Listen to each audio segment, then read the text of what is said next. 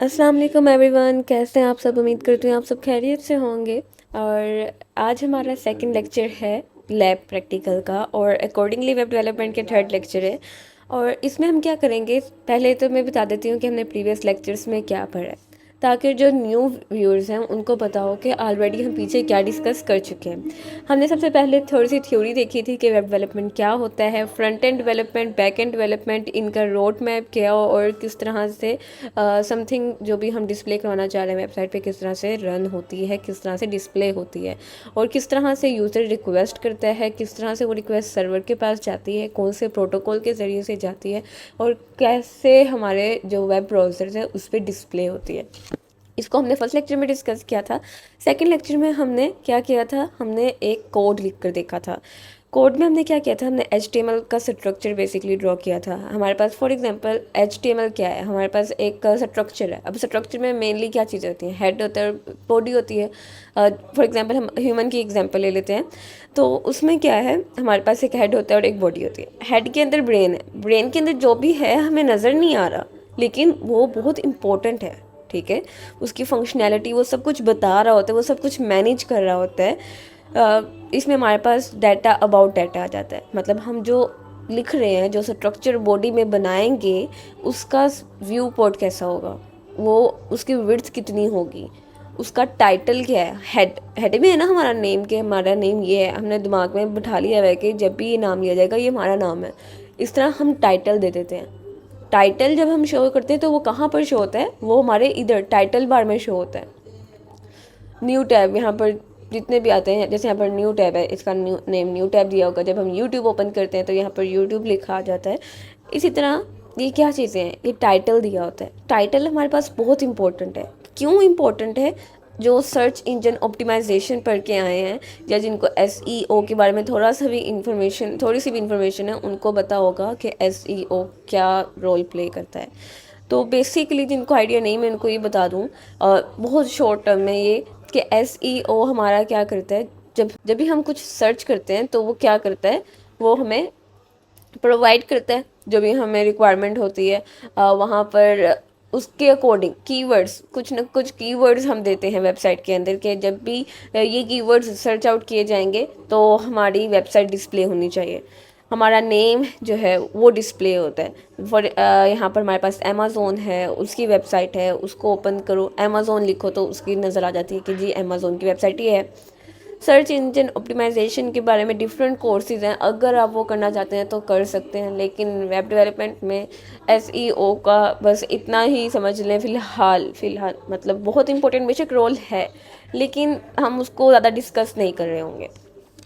तो अगर आपको SEO नहीं आती तो टेंशन लेने की बात नहीं है कि SEO का पहले आप कोर्स करें देन आए, ऐसा कुछ भी नहीं है। आप फ्रॉम बिगनिंग स्टार्ट कर सकते हैं। अच्छा, यहाँ पर हमने एक फ़ाइल क्रिएट की हुई थी index.html की। इसको मैं ओपन कर लेती हूँ विद VS कोड। इसको मैंने VS कोड के साथ ओपन किया हुआ है, और ये मेरे पास जो प्रीवियस हमने लिखा था कोड हुआ है। अब यहाँ पर क्या करना है, यहाँ पर हमने लास्ट टाइम एंकर टैग के बारे में डिस्कस किया था। हम बेसिकली क्या डिस्कस कर रहे थे, हम ब्लॉक लेवल और इनलाइन को डिस्कस कर रहे थे। मैं सोच रही हूँ इसी एक सेपरेट वीडियो बना दूँगी, ताकि आप लोगों को पूरे पूरे लेक्चर्स देने की ज़रूरत ना पड़े। कुछ कॉन्सेप्ट्स जो हैं उनकी मैं एक शॉर्ट प्लेलिस्ट भी बना दूँगी अलहदा से। अच्छा, अब यहाँ पर हमारे पास जो एंकर टैग है, इसके अंदर एक बहुत इम्पोर्टेंट एट्रीब्यूट आता है टारगेट का। टारगेट हमें क्या बताता है कि हमारा जो पेज है, मतलब जो हम लिंक क्रिएट कर रहे हैं, जिसका हमने लिंक क्रिएट किया है, अगर यूज़र उस पर क्लिक करता है तो वो कहाँ ओपन हो, क्या वो उसी पेज पे ओपन हो, या वो किसी और पेज में, कोई और टैब, न्यू टैब में ओपन हो। तो उसके लिए यहाँ पर हमारे पास 4 चीज़ें आ जाती हैं, लेकिन हम मेनली 2 को डिस्कस करेंगे, डैट इज़ ब्लैंक। ब्लैंक मतलब एक न्यू ब्लैंक पेज में ओपन हो, न्यू टैब में ओपन हो। और एक हमारे पास होता है टारगेट सेल्फ। इसको ही मैं नीचे मूव कर लेती हूँ, ठीक है। यहाँ पर ये मैंने इसका ओपनिंग टैग नहीं लिखा था, यहाँ पर मैं इसको सेल्फ लिख देती हूँ। और इसमें लिख देती हूँ new page diffusion and it is self diffusion. ठीक है, थोड़ी सी हेडिंग दे दी ताकि पता चले कि जब न्यू पेज डिफ्यूजन पे क्लिक करूँगी तो न्यू टैब पे ओपन होगा, और जब सेल्फ वाले पे करूँगी तो सेल्फ वाला रन हो रहा है। अब हम इसको सेव करते हैं और इसको रन करके देखते हैं। तो यहाँ पर मैं इसको रन करती हूँ, तो इसको रन करके देखते हैं। ये मैंने कोड लिखा है, ठीक है, और इसको मैंने वेबसाइट पे ओपन किया है। अब यहाँ पर मेरे पास 2 लिंक्स आ रहे हैं, एक है न्यू पेज डिफ्यूजन, एक सेल्फ डिफ्यूजन। यहाँ पर अगर मैं इनकी स्पेस, बल्कि ऐसा करती हूँ, मैं इसको नेक्स्ट लाइन में मूव कर देती हूँ। नेक्स्ट लाइन पे मूव करने के लिए BR का टैग है, इसको मैं आगे डिस्क्राइब कर दूंगी। वैसे बता देती हूँ, BR हमारे पास नेक्स्ट लाइन पे मूव करने के लिए होता है, और BR जो है ये हमारे पास सिंगल टैग है, इसका ओपनिंग एंड क्लोजिंग टैग नहीं होता, ये जस्ट एक ही टैग है। BR stands for break line, ठीक है।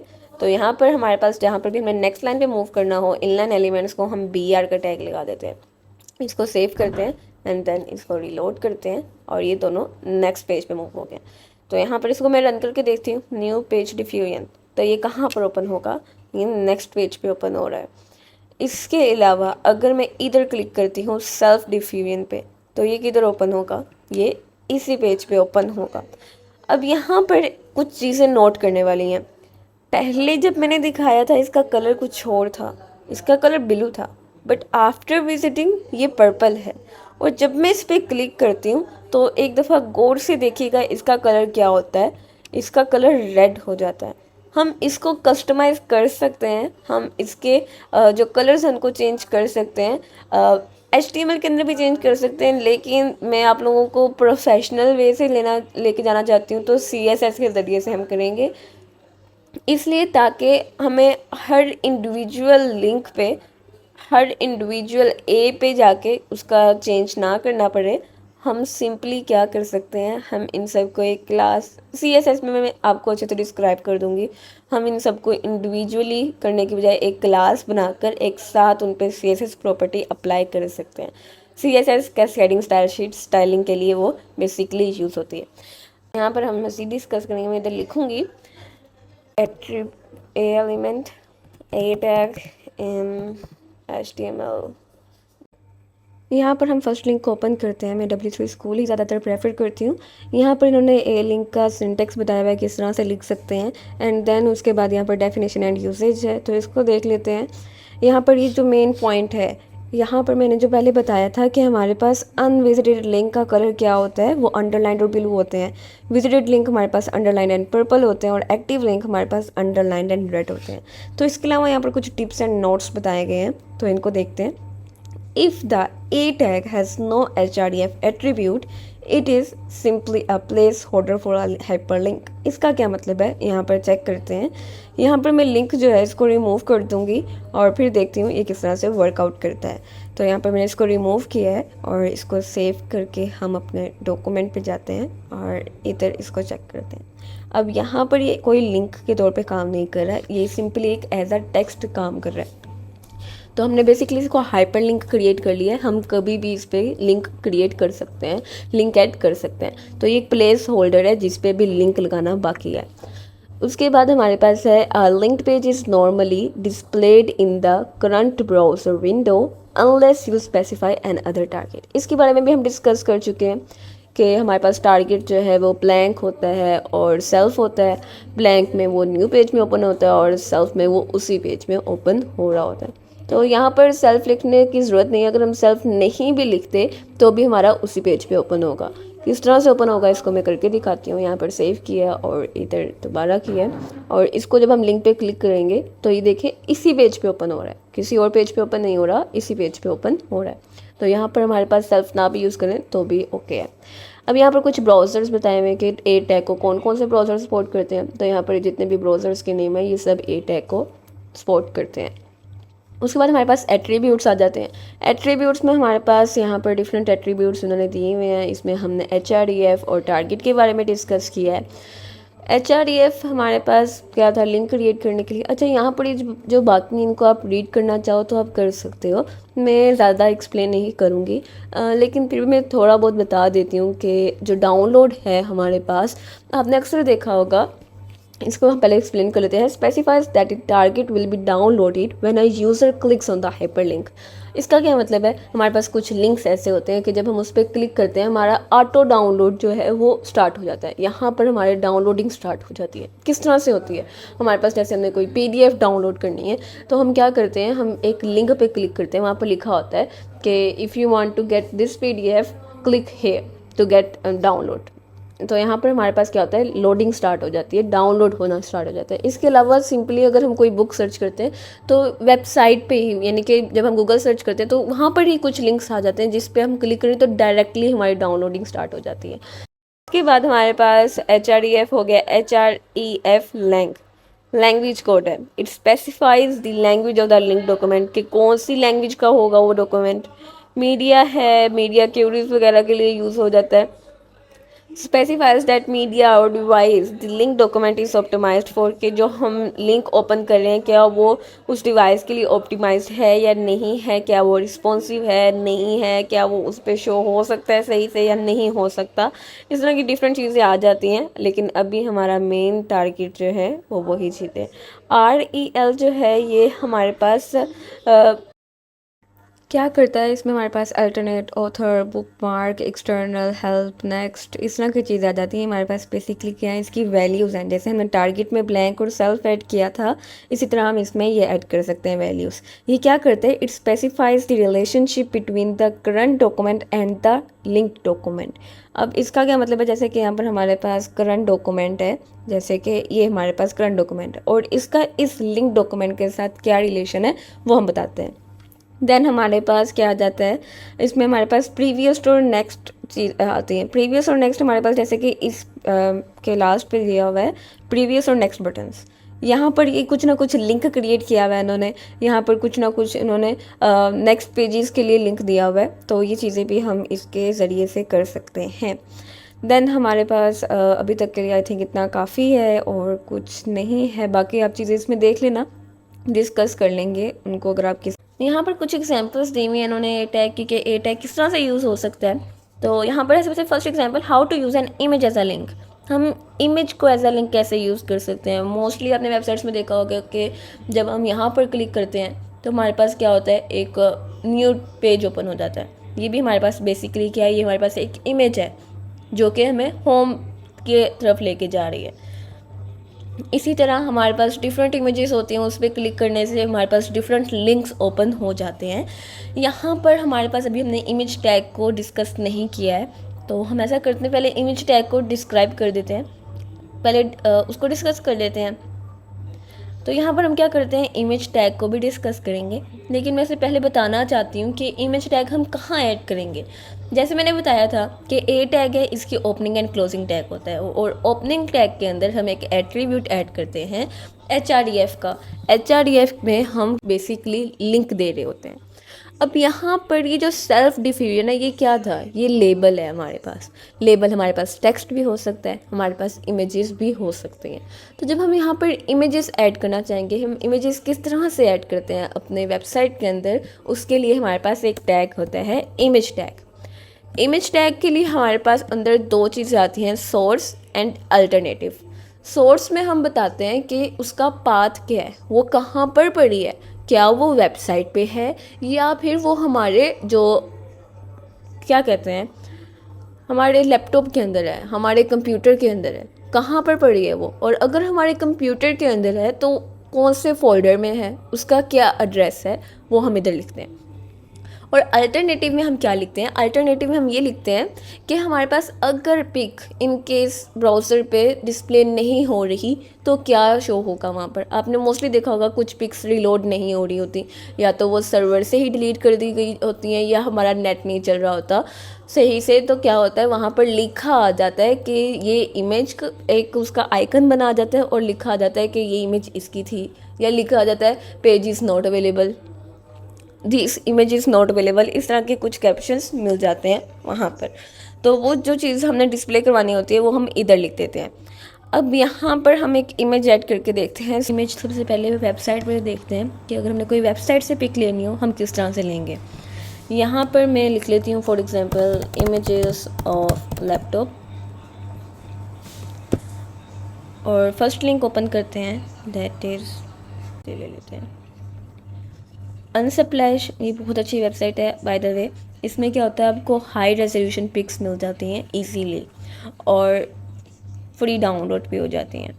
इसको हम क्या करेंगे, open image in new tab. अब जब हम इसको ओपन करेंगे, ये वाला जो लिंक है इसको हम कॉपी करेंगे एंड देन यहाँ पेस्ट कर देंगे। इसको पेस्ट करने के बाद हम अल्टरनेटिव बता देंगे क्या है ये, किसकी इमेज है, इमेज ऑफ लैपटॉप।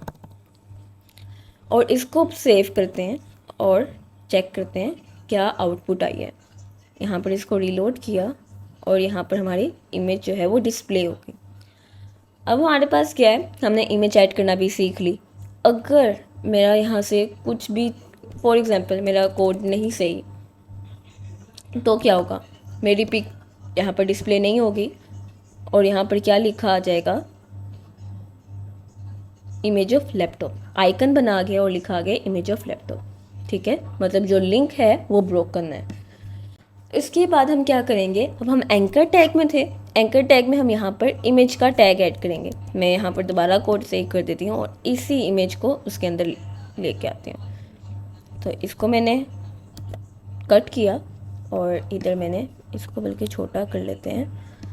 ठीक है, तो यहाँ पर हम क्या करते हैं, यहाँ पर जो सेल्फ डिफ्यूजन लिखा है इसकी जगह हम लिख लेते हैं यहाँ पर इमेज का टैग जो है उसको पेस्ट कर देते हैं। अब यहाँ पर इसका लिंक भी ऐसा करते हैं, चेंज कर लेते हैं। तो हम यहाँ पर अनसप्लैश का ही डाल देते हैं, यहाँ पर अनसप्लैश का कॉपी किया कोड और इधर पेस्ट कर देते हैं।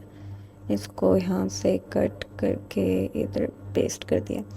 अच्छा, अब यहाँ पर इसको रन करके देखते हैं और इधर मैंने इसको डॉक्यूमेंट को रिलोड किया और ये मेरे पास अब क्या बन गया, एक इमेज जो है ऐसा लिंक काम कर रही है।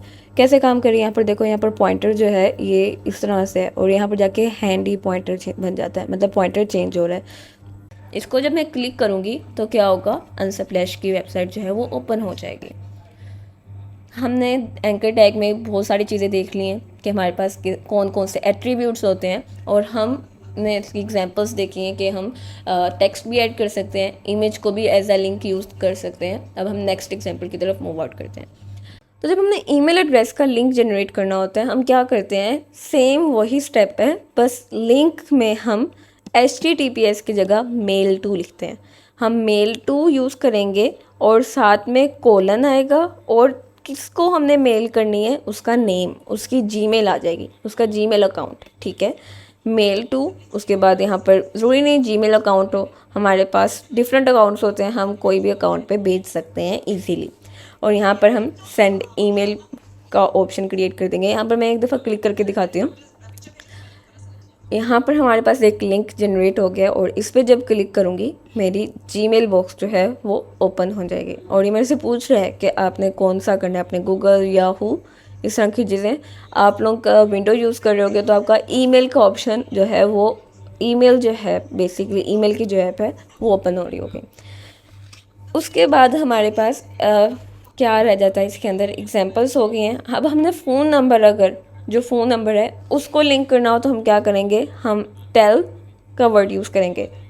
मेल टू से पता चला था कि हम मेल करना चाह रहे हैं, टेल जो है शॉर्ट फॉर्म है टेलीफोन की, तो यहाँ पर हम टेल लिख के आगे जो भी फ़ोन नंबर है हम उसको लिख देंगे और उसके बाद हम लेबल दे देंगे कि जब भी वो इस पर क्लिक करेगा ये जो फ़ोन नंबर है ये डायल हो जाएगा। इसकी भी एग्जांपल देख लेते हैं।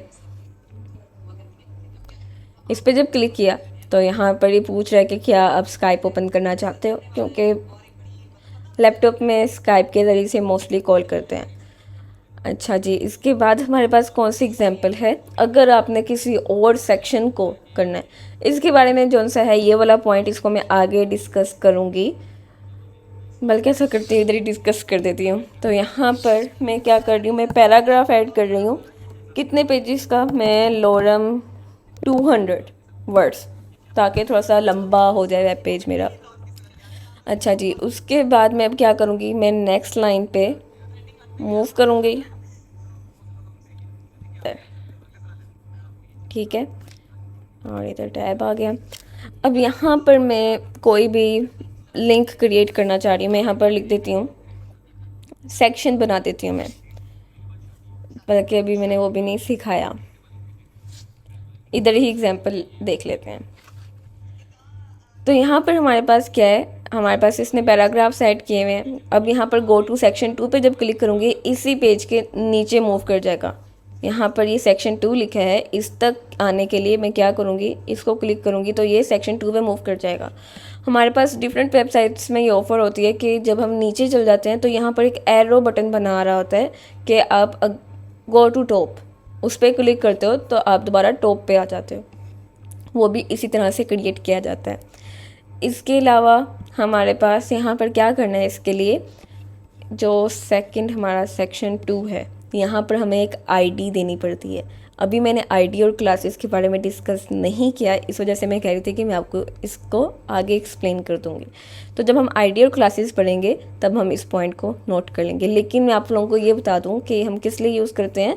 ये जब हमें डिफरेंट चीज़ें कहा होती है कि अगर हमारे पास यहाँ पर फॉर एग्ज़ाम्पल क्या होता है, हमें कंटेंट दिए होते हैं कि ये कंटेंट्स हैं इस पेज पे, और हमने मूव आउट करना है थर्ड कंटेंट पे, जो थर्ड सेक्शन है उस पर मूव आउट करना है। तो हम सिंपली उस पर क्लिक करेंगे और हमारे पास वो उस तक पहुंच जाएगा। यहाँ पर मैं चाह रही हूँ कि मैं एग्जांपल्स तक जाऊँ, और मैंने यहाँ पर एग्जांपल का लिंक क्रिएट किया हुआ है, उस पर मैं क्लिक करूँगी तो वो यहाँ पर चला जाएगा।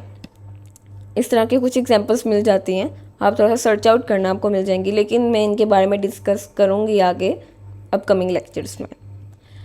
उसके बाद यहाँ पर और कौन सी एग्जांपल दी गई है, हम जावा स्क्रिप्ट को भी ऐड कर सकते हैं। ये जब हम जावा स्क्रिप्ट करेंगे तब हम इसको डिस्कस करेंगे। यहाँ तक हमारा एंकर टैग कंप्लीट होता है।